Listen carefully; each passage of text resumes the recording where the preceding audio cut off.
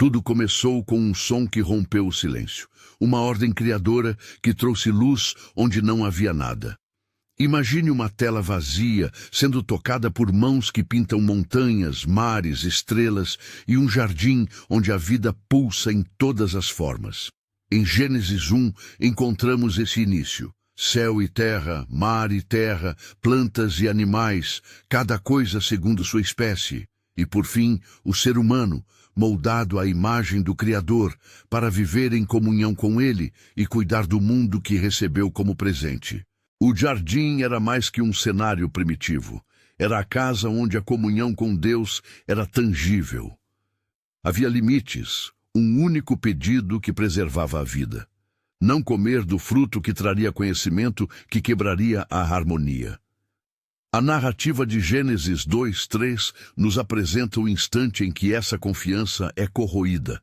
A serpente questiona, a mulher e depois o homem cedem, e com esse gesto o mundo se parte. Relação com Deus, entre pessoas e com a criação, passa a carregar rupturas, medo e sofrimento. A perda do Éden não é apenas uma expulsão geográfica. É o nascimento de uma condição humana marcada pela separação. O termo bíblico para isso é pecado, e por consequências que atravessam gerações. Mesmo na queda, contudo, a história não termina em desespero. Em meio às palavras que anunciam julgamento, surge uma promessa. Um respiro de esperança que aponta para alguém que, no futuro, quebraria o poder do mal. Essa semente de redenção é a primeira nota de um cântico que vai se estender por toda a Escritura. Chama-se protonegócio. A promessa inicial de que Deus não abandona a criatura que Ele mesmo formou. Gênesis 3. Daí em diante, a Bíblia se desenrola, como a história dessa promessa, sendo gradualmente revelada, testada e renovada. O reino humano que desponta após o Éden é marcado por escolhas dolorosas. Caim mata Abel. A violência cresce. O coração humano se inclina ao auto-engano. A narrativa de Gênesis não encobre esse declínio, mas apresenta também momentos em que a fidelidade divina reluz. No dilúvio, quando a maldade alcança um ponto crítico, Deus preserva uma pequena comunidade justa, Noé e sua família, e renova a criação por meio de um arco no céu que sela uma aliança, não mais destruir toda a vida por água. Gênesis 6:9. É um gesto que revela duas coisas essenciais: a seriedade das consequências do pecado e a determinação inabalável de Deus em manter um caminho para a vida. Depois do dilúvio, a história humana volta a se multiplicar, e com a multiplicação chegam novas tentações de orgulho. A Torre de Babel é a imagem dessa arrogância coletiva. Homens que tentam construir um monumento para si mesmos, buscando centralizar glória e controlar o próprio destino. Deus, porém, dispersa as línguas e as pessoas, lembrando que a soberania pertence a Ele. Em meio a esse cenário de fragilidade humana, o texto bíblico então muda de foco. A grande narrativa passa a chamar um homem, fazendo dele a base de uma promessa que vai transformar o rumo da história. Abraão surge como personagem-chave, não por ser perfeito, mas por ouvir e atender ao chamado.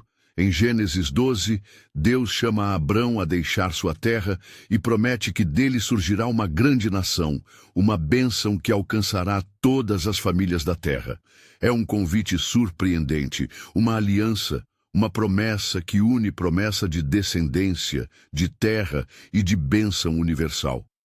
Abraão acredita, e sua fé é contada como matriz de um povo que aprende a confiar nas promessas divinas. Ao lado de Sara, Isaque e Jacó, ele constitui a linha através da qual Deus começa a formar um povo com uma identidade singular. As histórias dos patriarcas não são apenas genealogias, são relatos cheios de episódios que mostram a fragilidade humana e a fidelidade divina em providenciar meios onde parece não haver saída. Abraão teme e mente, mas Deus confirma a promessa. Sara ri inicialmente da ideia de ter um filho na velhice, e ainda assim nasce Isaque, o filho da promessa. Gênesis 18, 21. O drama familiar continua com Isaque e Rebeca, e depois com Jacó, que recebe o nome Israel após uma luta que o transforma interiormente. Gênesis 25, 32. Essas vidas são marcadas por conflitos, enganos e reconciliações. E ao longo de tudo isso, Deus segue fiel às promessas feitas. Entre as narrativas familiares, a história de José se destaca como um fio que liga a promessa ao destino nacional. Vendido pelos próprios irmãos, José é levado ao Egito como escravo.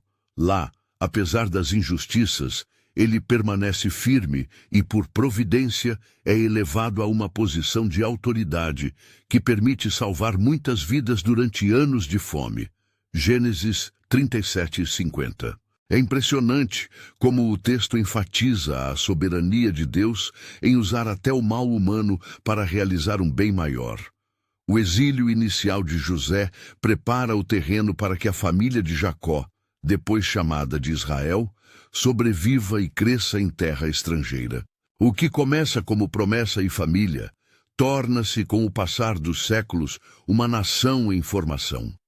Os descendentes de Abraão, que inicialmente entram no Egito em busca de sustento, multiplicam-se em número e, eventualmente, despertam a atenção do poder dominante. O relato bíblico faz uma transição clara da esperança particular de uma família chamada por Deus para a experiência coletiva de um povo escolhido, objeto de cuidado divino, mas também sujeito a testes e provações. Ao narrar esses capítulos iniciais, a Bíblia revela um padrão que será repetido em grande escala. Deus chama, oferece aliança, promete bênção. O povo responde parcialmente, falha. Deus disciplina e, ao mesmo tempo, preserva. Esse vai-vem entre promessa e fracasso não é mera alternância narrativa. É a maneira pela qual o leitor entende a gravidade da liberdade humana e a profundidade da graça divina. Em cada episódio, seja em Noé, Abraão, Jacó ou José, Deus demonstra que sua história com a humanidade é construída sobre iniciativa divina e respostas humanas, sempre com a afirmativa de esperança no futuro. Se essa jornada te interessa e você quer acompanhar cada livro da Bíblia com a mesma atenção cronológica, inscreva-se para a série completa. Vamos abordar cada bloco com detalhe, imagens e aplicações práticas para hoje. Depois de José, entretanto, a narrativa ganha um tom diferente. A salvação provisória que ele trouxe para sua família tem um efeito colateral inesperado. A presença dos israelitas no Egito facilita a construção de um povo numeroso, e povos numéricos podem despertar medo nos poderosos. Gênesis termina com a família de Jacó estabelecida no Egito, mas o livro seguinte, Êxodo, abre um novo capítulo, libertação e formação. Aqui se inicia a grande virada que vai transformar a trajetória de uma família em uma identidade nacional. Antes de chegar ao clímax do Êxodo, porém, a Bíblia ainda oferece episódios que revelam o caráter de Deus e a resistência humana. O chamado de Moisés, por exemplo, nasce em meio à opressão e morte de inocentes. Sua fuga e formação no deserto o prepara para um encontro que mudará tudo. A sarça ardente, em Êxodo 3, não é apenas um milagre de fogo que não se consome. É a expressão simbólica de uma presença que chama com um nome: Eu sou. A partir desse encontro, Moisés se torna porta-voz de um Deus que escuta o clamor dos oprimidos e age para libertá-los. Ao longo do caminho que leva à travessia do mar, várias imagens fortes entram em cena. As pragas, por exemplo, são descritas como juízos sobre poderes que se erguem contra o bem do povo. Não são maldições triviais, mas atos que revelam a justiça de Deus, confrontando estruturas que negam a vida. A Páscoa judaica, estabelecida em Êxodo 12, é então lembrada como um ponto de virada. Um povo que sai de escravidão pela ação direta do Senhor. A travessia do Mar Vermelho, por sua vez, é contada como uma intervenção milagrosa que transforma o medo em canto de vitória.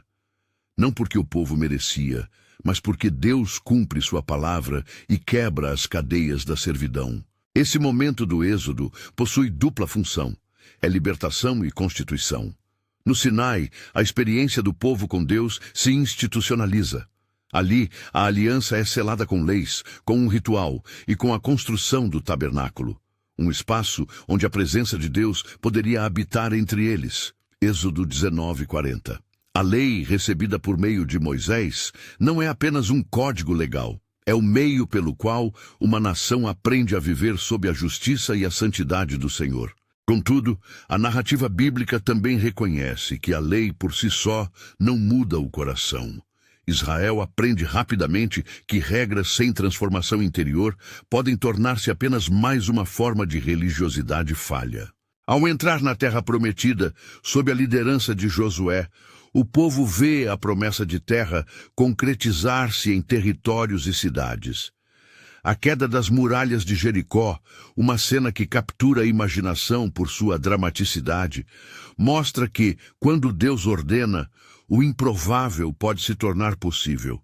Mesmo assim, a conquista não é uma operação limpa. Há ciclos de fidelidade e queda, de vitória e acomodação que caracterizam a época dos juízes. Juízes como Débora, Gideão e Sansão surgem como levantadores momentâneos, figuras que Deus usa para restaurar ordem onde o povo novamente se desvia. Essas décadas são marcadas por repetidas tendências. O povo se afasta, sofre opressão, clama, e Deus levanta um libertador. No meio desses ciclos de crise e resgate, uma história singela emerge com força própria. Ruth, a moabita, cuja lealdade e coragem se juntam ao plano de restauração. A sua narrativa demonstra que o caminho da bênção muitas vezes passa pela fidelidade diária, pela inclusão e pela surpresa de Deus em escolher meios humildes para realizar promessas grandes. A descendência de Ruth, por fim, é integrada na linha que levará a Davi e depois ao Messias prometido, entrelaçando histórias pessoais com a trama maior da redenção. Com a chegada do período monárquico, a expectativa de estabilidade cresce. Israel pede um rei, o desejo é compreensível.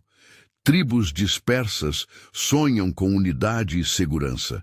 O primeiro rei, Saul, mostra as dificuldades de concentração de poder e revela como a autoridade humana pode falhar. Então surge Davi. Do pastor que enfrenta gigantes à figura de rei que traz grandeza e unificação, Davi é a encarnação do auge nacional. Seu reinado traz conquistas, poesia nos Salmos, Guindo Samuel e Salmos, e uma promessa duradoura. Deus promete que da casa de Davi virá um reino eterno, 2 Samuel 7.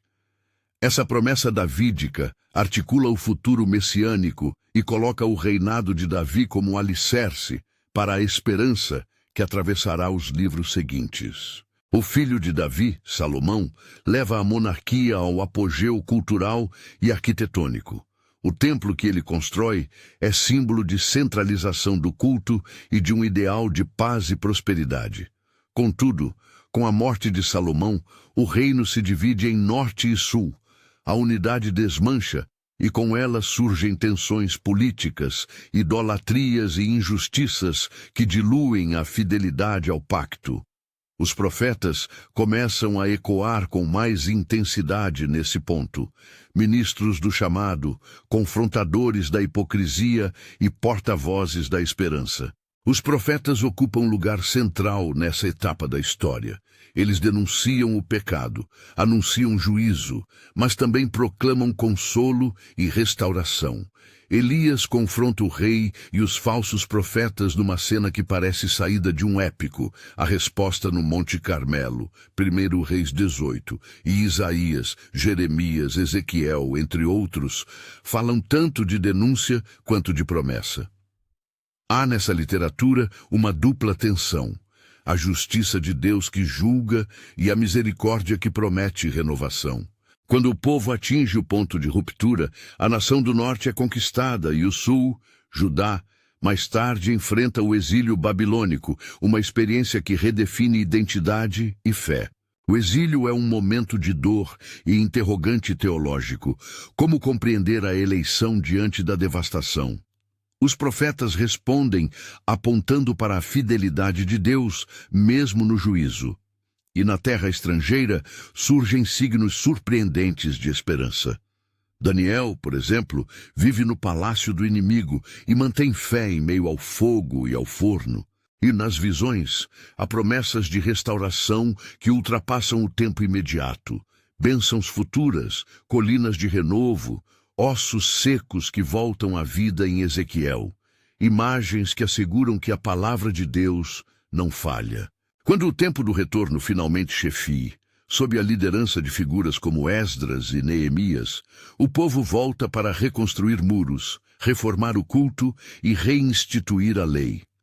É um processo de reforma que mistura saudade, esperança e necessidade de reajuste. Ainda assim, a restauração plena parece distante. Há lacunas espirituais e anseios por um cumprimento mais pleno das promessas davídicas e messiânicas. Esse vazio cria uma expectativa que atravessa gerações, a esperança por alguém que venha para estabelecer de modo definitivo o reinado de Deus. É nesse pano de fundo de busca por restauração que brota a figura de Jesus de Nazaré, cuja chegada cumprirá, de modo singular, a promessa que ecoou desde o jardim. Mas antes de chegar a essa grande virada, é preciso perceber como o Antigo Testamento foi preparando a cena. Ritos, símbolos, figuras de autoridade e, sobretudo, uma fome espiritual, que só poderia ser satisfeita por alguém que integrasse justiça, misericórdia e soberania.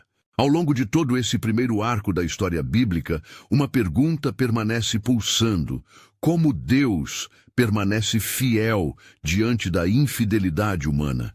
A resposta bíblica não é simples e não busca apagar a responsabilidade humana, mas mostra que a iniciativa é sempre divina.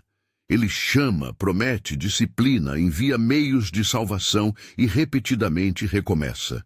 Em cada episódio, do Éden à corte de Faraó, das tendas dos patriarcas às muralhas de Jerusalém, a narrativa demonstra que a redenção progride em passos, por vezes lentos, por vezes surpreendentes, até o clímax central que está por vir.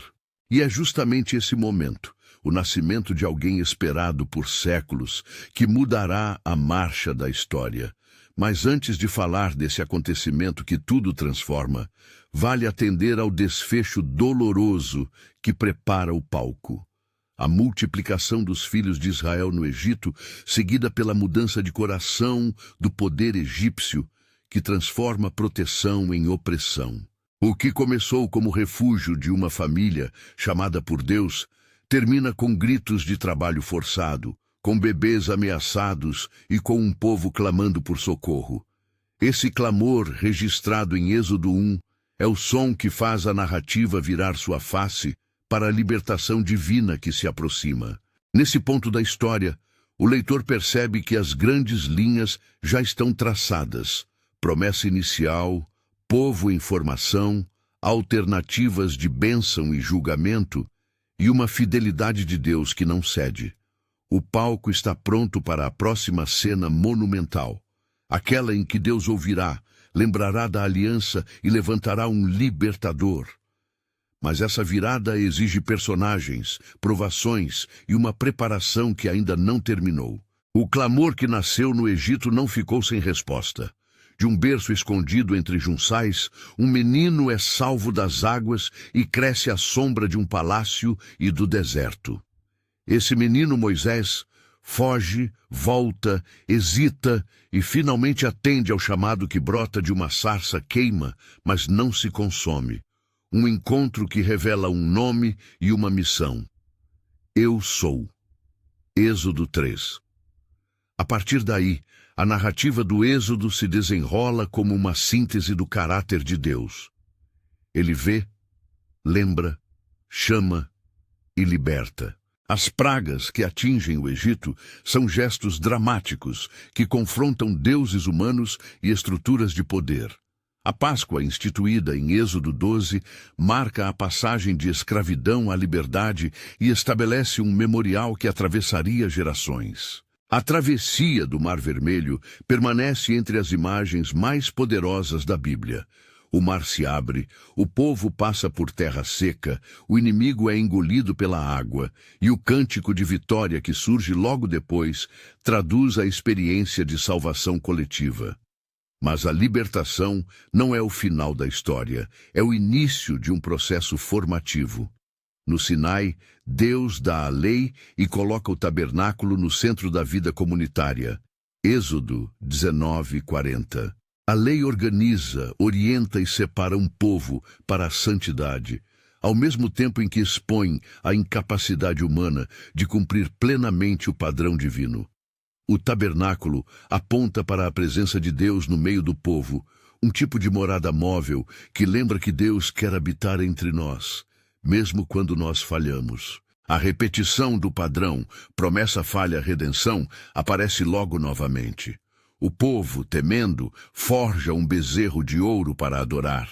Moisés intercede. Há perdão, mas também consequência. A terra prometida é prometida a uma geração que, porém, hesita diante dos desafios. Como resultado, o povo vaga no deserto por 40 anos até que uma nova liderança surja. Josué, herdeiro de Moisés, assume a tarefa de conduzir a conquista de Canaã. As histórias da queda de muralhas e de batalhas são narradas com imagens que emocionam. O som das trombetas, o chão que treme, a tensão entre confiança e medo. Ainda assim, a conquista não resulta numa paz imediata e perfeita.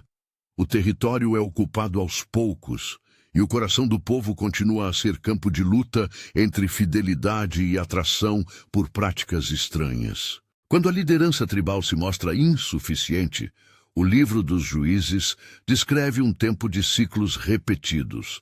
O povo se afasta, sofre opressão, clama, e Deus levanta um libertador.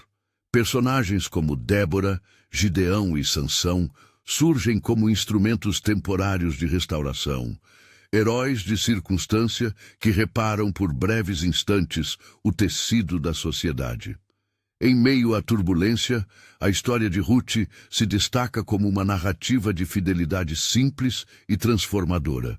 Ruth, estrangeira, escolhe lealdade e, por isso, torna-se parte da linhagem que levará a Davi, lembrando que os caminhos de Deus para a bênção costumam incluir o inesperado e o humilde. O pedido por um rei aparece com naturalidade. Tribos querem unidade, estabilidade e segurança. Samuel, profeta e juiz, unge Saul como primeiro rei de Israel, mas logo percebe-se que a monarquia humana tem limites. Davi, o jovem pastor que enfrenta um gigante, é chamado de homem segundo o coração de Deus, ainda que sua vida seja marcada por luzes e sombras. Seu reinado traz unidade política, poesia religiosa e uma promessa messiânica, a aliança davídica, na qual Deus promete um trono duradouro, segundo Samuel 7. Salomão amplia a glória do reino com sabedoria e com o templo, sinal de centralidade do culto. Contudo, sua morte precipita a divisão do reino em Israel ao norte e Judá ao sul, inaugurando um período de instabilidade que alimentará as vozes dos profetas. E essas vozes são fundamentais.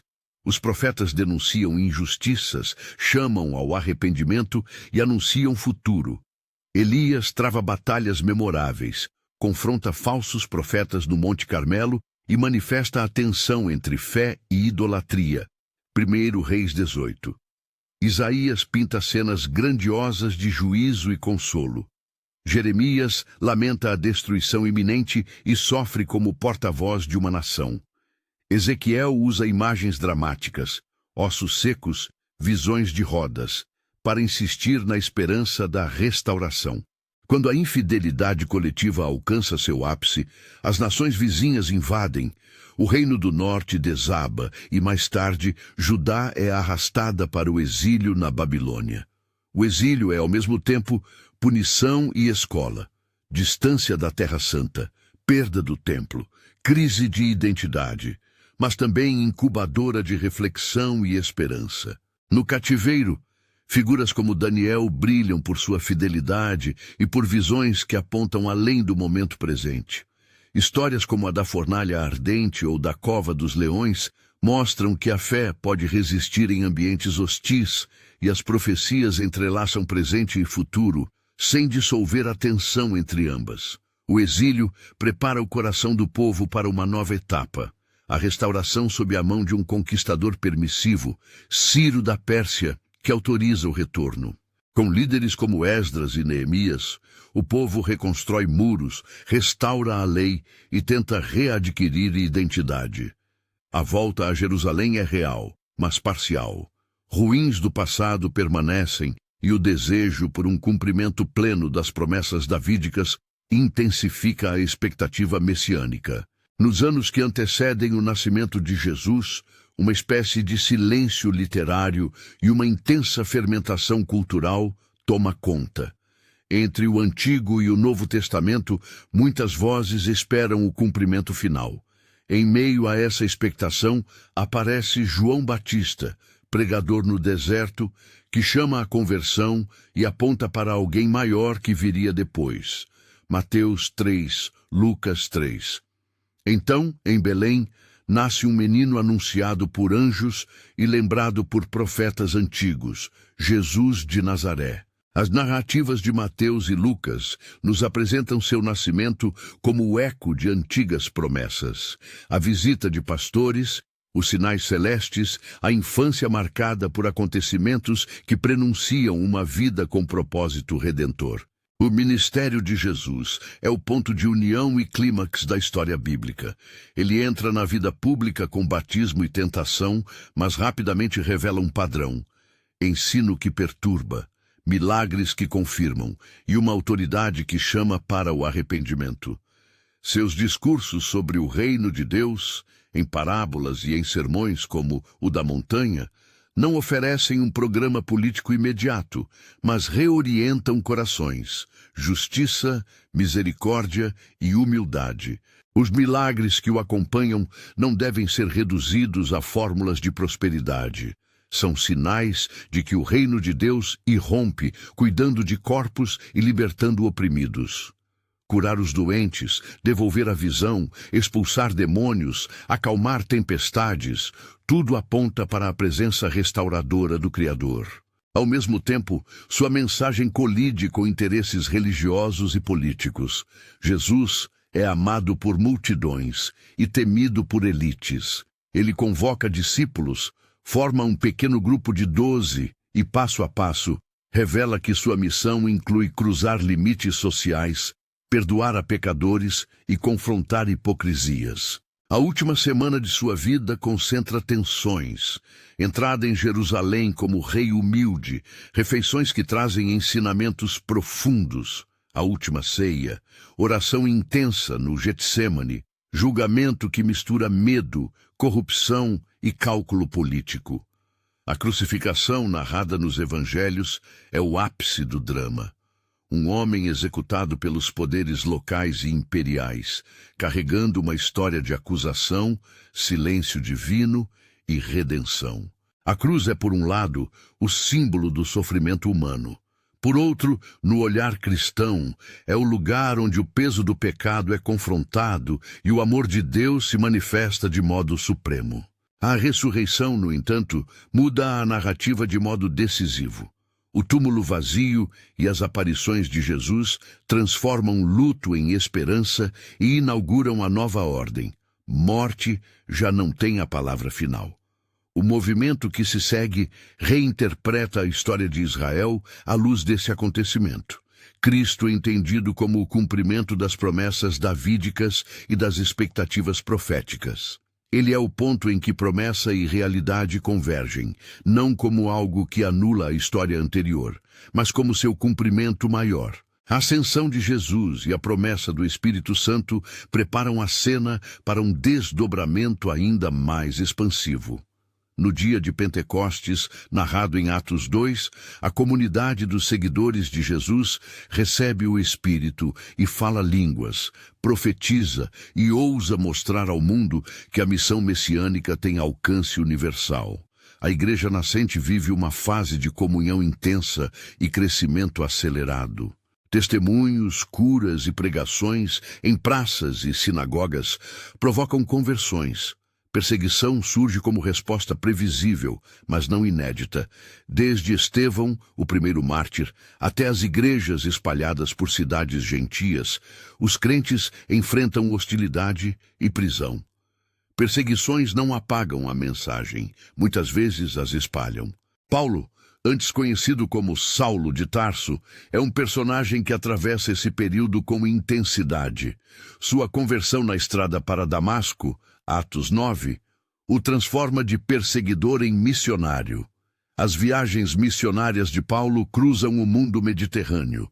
Ele planta igrejas, escreve cartas e enfrenta desafios pastorais e doutrinários. Suas epístolas, Romanos 1 e 2 Coríntios, Gálatas, Efésios, Filipenses, Colossenses, entre outras, consolidam princípios teológicos fundamentais para o entendimento cristão.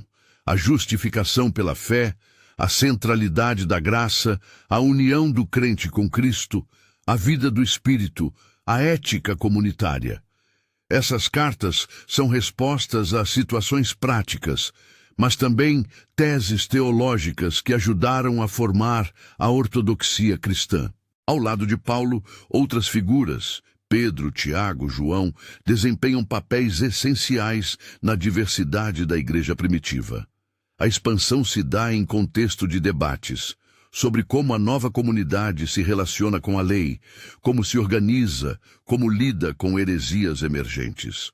O cânon, as liturgias e a teologia em formação nascem nesse solo fértil e, por vezes, conturbado. Martírios como os de Estevão e, mais tarde, de inúmeros seguidores, mostram que fé e testemunho muitas vezes se escrevem com coragem que desafia o poder. Enquanto tudo isso acontece, a perseguição por parte de autoridades locais e imperiais não é um detalhe secundário. Ela contribui para a expansão em diversas direções.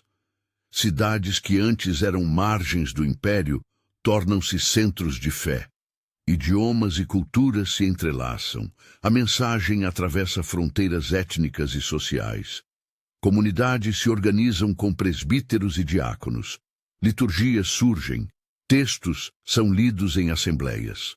Ao mesmo tempo, a consolidação doutrinária se faz necessária. Precisar o que se crê, como entender a pessoa de Cristo e o significado de sua obra, como manter unidade em meio à diversidade. Chegamos então à literatura apocalíptica final da Bíblia, o livro de Apocalipse, escrito pelo apóstolo João em Patmos. Aqui, a linguagem muda de tom. A imagética torna-se densa, repleta de símbolos, selos, trombetas, taças, cavalos, a figura do cordeiro, a besta, a mulher vestida de sol. É uma literatura que quer comunicar esperança em meio à perseguição, visão em meio à confusão, vitória em meio ao sofrimento. Esses símbolos foram entendidos de diversas maneiras ao longo da história cristã. Algumas tradições leem os sinais de forma mais literal, outras enfatizam a dimensão simbólica e espiritual. O que permanece claro no texto é a mensagem de que, apesar das tribulações, Deus soberanamente dirige a história e a vitória final pertence ao Cordeiro. A cena culminante do Apocalipse é a visão de um novo céu e uma nova terra, uma realidade em que dor, choro e morte já não mais existem. Apocalipse 21, 22. A Nova Jerusalém descende, não apenas como cidade, mas como a consumação da presença de Deus entre o seu povo. Nessa visão, o templo não é mais necessário porque Deus mesmo é a morada. Sua luz substitui o sol e a lua. A árvore da vida floresce, lembrando o Éden e mostrando que a criação é restaurada em sua intenção original. É uma imagem de restauração integral, pessoal, social e cósmica. Ao longo de toda essa longa história, de Gênesis a Apocalipse, um fio condutor se mantém. A iniciativa de Deus em oferecer aliança e redenção, e a resposta humana que varia entre fé e recusa.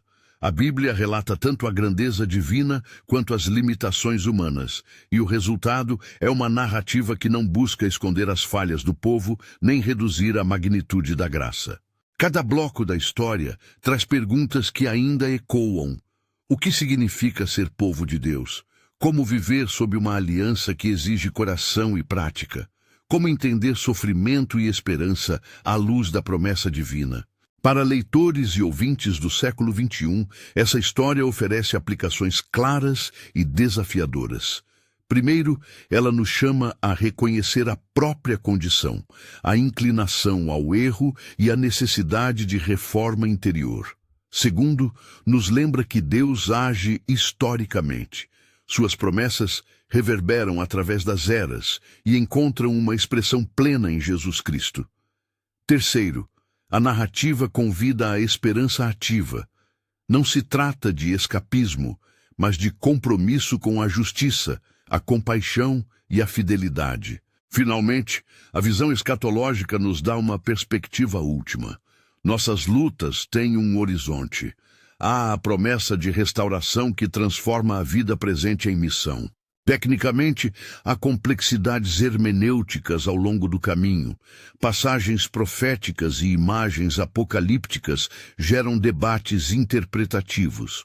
Algumas tradições destacam uma leitura mais cronológica e literal. Outras enfatizam a simbologia e a aplicação contínua. Em muitos pontos, o texto permite margem para diferentes entendimentos. Onde há divergência, é apropriado reconhecer pluralidade e humildade interpretativa. Algumas tradições interpretam. É uma frase que cabe bem quando tratamos de profecia e escatologia. O que não muda, porém, é o núcleo. A Bíblia, em sua diversidade, aponta para o projeto redentor de Deus, que culmina em Cristo e que se desdobra em direção à restauração final. Ao refletirmos sobre figuras centrais, é importante manter tanto o contexto histórico quanto o significado teológico. Personagens como Abraão, Moisés, Davi, os profetas, Maria, Jesus e Paulo não são apenas nomes em uma linha do tempo. São vozes que testemunham diferentes facetas do caráter de Deus e das respostas humanas. A narrativa bíblica não é um manual rígido de comportamento, nem um álbum de vitórias ininterruptas. É a história de um relacionamento que passa por dor, perdão, discipulado e renovo. Isso confere à leitura bíblica um dinamismo que permite tanto estudo quanto devoção. Praticamente, o que significa viver à luz dessa grande história? Para muitas comunidades, significa adotar práticas que reforcem memória, ensino e ação. Leituras comunitárias das Escrituras, celebrações litúrgicas que relembram Páscoa e Pentecostes, discipulado que forma caráter e serviço, e ação social que traduz fé em justiça e cuidado pelo próximo. A tradição cristã desenvolveu sacramentos, orações e ritos que ajudam a encarnar a narrativa bíblica na vida cotidiana. Cada igreja faz isso à sua maneira, dentro de uma pluralidade de expressões devocionais. No campo teológico, as cartas do Novo Testamento sintetizam ensinamentos práticos e doutrinários que orientam a vida da igreja. Paulo insiste que a graça não é licença para pecar, mas força para viver de modo novo. Pedro chama a esperança em meio ao sofrimento. João sublinha o amor como marca da comunidade cristã. Esses textos ajudam a traduzir a história bíblica em ética e espiritualidade. Eles oferecem ferramentas para interpretar a cruz e a ressurreição, para entender o papel do Espírito e para manter a comunhão em tempos complexos. A história completa da Bíblia, portanto, é um drama de rupturas e reencontros, de juízo e misericórdia, de promessa e cumprimento. Ela começa com um jardim e termina com uma cidade celestial. Passa por desertos e palácios, por muralhas e cruzes. Encontra lágrimas e cânticos, e sustenta uma linha teológica única. Deus reconcilia, restaura e renova. Esse enredo é oferecido não como um objeto distante de estudo, mas como convite para a participação. Cada leitor é colocado diante de uma opção: observar a história como um relato do passado ou responder ao chamado que atravessa essa narrativa. Se você sente esse convite, há caminhos práticos para aprofundar. Ler a Bíblia de forma cronológica ajuda a perceber a progressão das promessas. Estudar livros separadamente aprofunda temas. Participar de grupos de leitura permite a troca de percepções e o crescimento mútuo. Obras históricas e comentários podem situar melhor o texto no contexto cultural de sua época. Ao mesmo tempo, a leitura devocional abre caminho para que a palavra fale ao coração. Em todas essas vias, o fundamental é permitir que a grande história bíblica transforme pensamentos e ações. Agora, voltando o olhar para o horizonte final que a Escritura desenha, a promessa de novo céu e nova terra não é uma fuga de responsabilidades, mas a garantia de que o esforço por justiça e compaixão não é em vão. A esperança escatológica inspira a perseverança.